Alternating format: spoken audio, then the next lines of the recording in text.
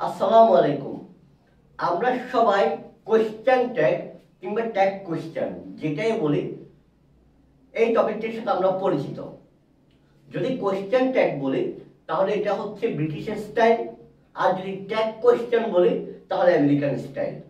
British style কিংবা British ইংলিশে বলা হয় কোয়েশ্চেন ট্যাগ, আমেরিকান স্টাইল কিংবা আমেরিকান ইংলিশে বলা হয় ট্যাগ কোয়েশ্চেন। এখন ব্রিটিশ স্টাইল এবং আমেরিকান স্টাইলের মধ্যে কিছু কিছু পার্থক্য আছে সেই ট্যাগ কোয়েশ্চেনের ক্ষেত্রে। তো সেটা নিয়ে আজকে অতি সংক্ষেপে আলোচনা করব।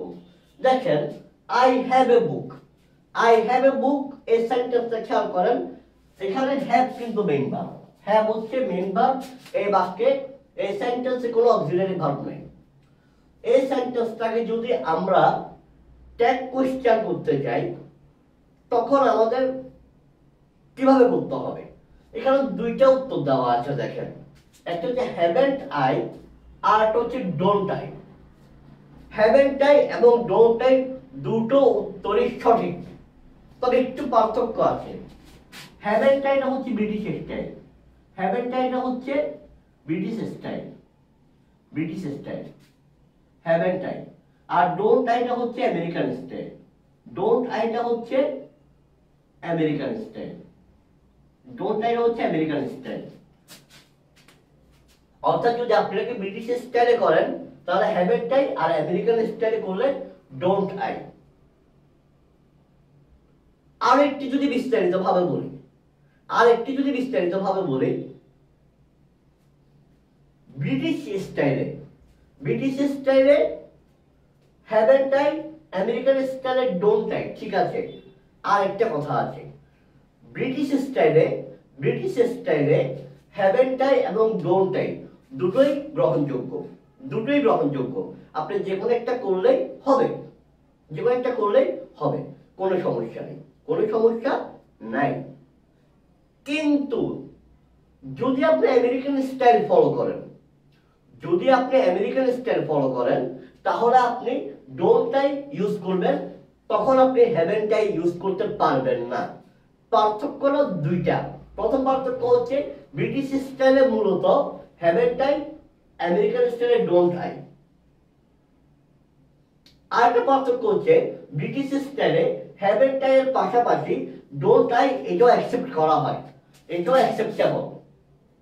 কিন্তু আমেরিকান স্টাইলে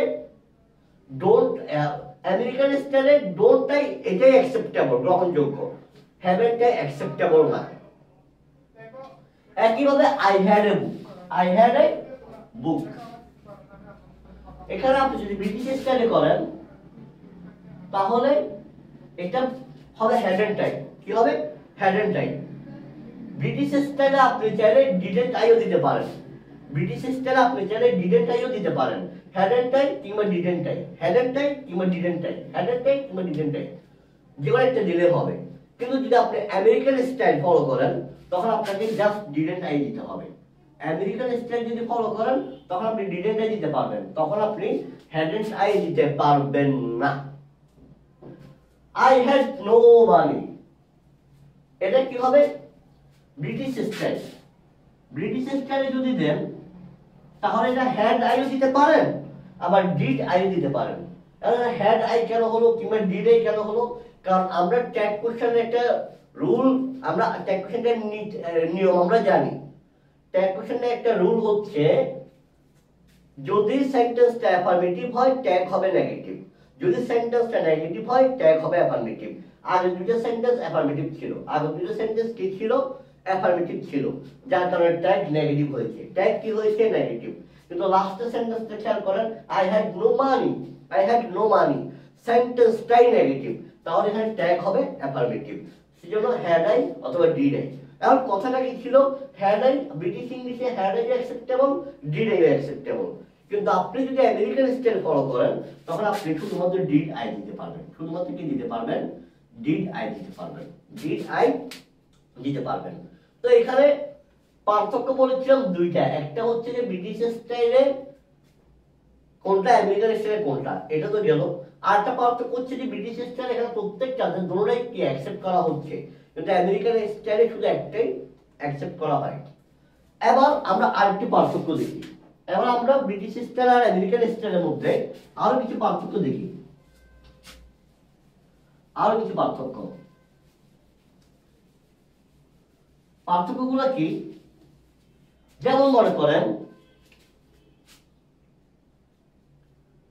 ইট is raining, it is raining,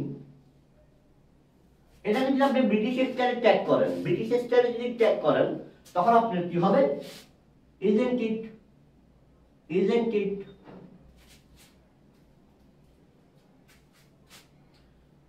আরেকটা বাক্য দেখেন, আরেকটা বাক্য দেখেন, he goes to school, he goes to school every day, he goes to school every day. এটা যদি আপনি ব্রিটিশ স্টাইলে করেন কি হবে? Doesn't he, doesn't he. ঠিক আছে, ঠিক আছে। কিন্তু যদি আমেরিকানরা কি করে জানেন? আমেরিকানরা অনেক সময় আমি আবারও বলছি অনেক সময়, তবে সব সময় করে এমন না, সব সময় না, অনেক সময় তারা কি করে? ওকে কিংবা রাইট, ওকে অর রাইট, এটা দিয়ে তারা ট্যাগ করে ফেলে অনেক ক্ষেত্রে, অনেক সময়। তবে আবারও বলছি সব সময় না, অনেক সময় করে কিন্তু সব সময় না। যেমন আমরা কিছুক্ষণ আগে 3টা সেন্টেন্স দেখলাম, সেখানে কিন্তু ওকে কিংবা রাইট দিয়ে আমরা করিনি, ঠিক আছে? কিন্তু এই বাক্যগুলো আমেরিকানরা অনেক সময় কি করে? ইট ইজ রেইনিং, রাইট, এভাবে ট্যাগ করে ফেলে। He goes to school every day, right, এইভাবে ট্যাগ করে ফেলে, এইভাবে ট্যাগ করে ফেলে। আপনি যদি বলেন let's meet on Friday, let's meet on Friday, এটা আমেরিকান এটা ট্যাগ করবে কিভাবে জানেন? আমেরিকান এটা ট্যাগ কিভাবে করে ফেলে অনেক সময়? ওকে অথবা রাইট, ওকে অথবা right. Let's meet on Friday, okay. যেমন আমেরিকান সবাই বলে এভাবে, let's meet on Friday, okay or right. অর্থাৎ অনেক ক্ষেত্রে তারা ওকে কিংবা রাইট দিয়ে কোশ্চেন করে ফেলে। এখন আপনার জন্য একটা ছোট্ট টাস্ক, সেটা হচ্ছে লেটস মিট অন ফ্রাইডে। এটাকে যদি আমরা এই বাক্যটা লেটস মিট অন ফ্রাইডে, এই বাক্যটাকে যদি আমরা ব্রিটিশ স্টাইলে ট্যাগ কোশ্চেন করতে যাই, কোশ্চেন ট্যাগ করতে যাই, তখন এটার উত্তরটা কি হবে? এটার উত্তরটা কি হবে সেটা কমেন্টে জানাতে পারেন। আর ব্রিটিশ স্টাইল এবং আমেরিকান স্টাইলের ট্যাগ কোশ্চেনের মধ্যে এগুলাই ছিল কিছু পার্থক্য, খুব অল্প। এই পার্থক্যগুলোই আমি খুব অল্প ভাষায় আলোচনা করার চেষ্টা করলাম। ভিডিওটা আপনাদের কেমন লেগেছে, আপনারা উপকৃত হয়েছেন কিনা কমেন্টে জানাতে পারেন। আসসালামু আলাইকুম।